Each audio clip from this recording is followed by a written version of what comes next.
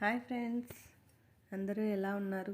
అందరూ బాగానే ఉంటారులే. ఎందుకంటే మీరంతా నా ఫ్రెండ్స్ కాబట్టి ఎప్పుడు నవ్వుతూ హ్యాపీగా ఉంటారని అనుకుంటున్నాను. ఎప్పుడు నవ్వుతూ హ్యాపీగా ఉన్నారంటే ఏ కష్టం వచ్చినా ఈజీగా సాల్వ్ చేసుకోవచ్చు. ఈరోజు నేను ఎగ్ కర్రీ చూపిస్తున్నాను. ఎగ్ కర్రీ అంటే ఇష్టం లేని వాళ్ళంటూ ఎవరూ ఉండరు. చాలా వరకు అందరికీ ఎగ్ కర్రీ అంటే చాలా ఇష్టం. నేను అన్నంలోకి చపాతీలోకి ఎగ్ కర్రీ ఇలా చేస్తాను. పూరీకి ఇడ్లీకి మసాలా వేసి చేస్తాను. సంగటికి అయితే చింతపులుపు వేసి రాగి సంగటిలోకి చేస్తాను.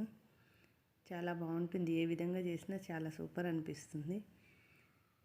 ఎగ్ ఇష్టం ఉండే వాళ్ళకి ఏ విధంగా వండినా ఎగ్ కర్రీ చాలా చాలా బాగా అనిపిస్తుంది. అలాగే ఒక చిన్న మోటివేషన్ ఇది. బ్లేడ్ చాలా షార్ప్గా ఉంటుంది, కానీ చెట్లను కత్తిరించలేదు. అలాగే గొడ్డలి స్ట్రాంగ్గా ఉంటుంది, కానీ వెంట్రుకలను కట్ చేయలేదు. దేని ప్రత్యేకత దానికే. అలాగే ఎవరి టాలెంట్ వారికి ఉంటుంది. ఎవరిని తక్కువ చేయకూడదు. తెలివి ఉంది కదా అని ఎదుటివారిని మోసం చేయాలని చూడకూడదు. ఎందుకంటే భగవంతుడు చాలా తెలివైనవాడు. మోసం అనేది ఎలా ఉంటుందో నీకు ఖచ్చితంగా చూపిస్తాడు. కర్మ అనేది ఎవరినీ వదలదు. కర్మకు ఎవరు అతీతం కాదు. ఎప్పుడు చేసిన పాపం అప్పుడే ఇదైపోతుంది.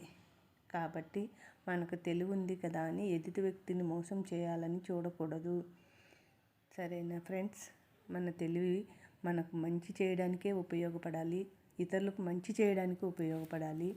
అంతేగాని ఎవరిని ఇబ్బంది పెట్టడానికి ఆ తెలివిని యూజ్ చేయకూడదు. ఆ భగవంతుడు అనేవాడు ప్రతిదీ గమనిస్తాడు. ఎప్పుడో ఒకప్పుడు వడ్డీతో సహా తిరిగి ఇచ్చేస్తాడు. కాబట్టి చాలా జాగ్రత్తగా ఉండండి. మనల్ని ఎవరు గమనించలేదని అనుకోకండి.